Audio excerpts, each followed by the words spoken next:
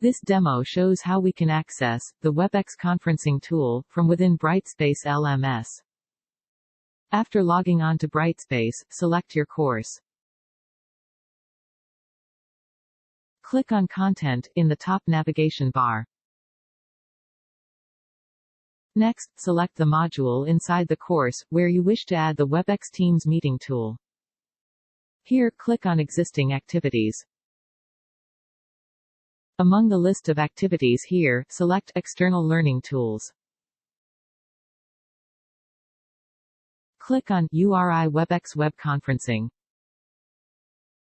Now, the Webex tool has been included into the module's topics.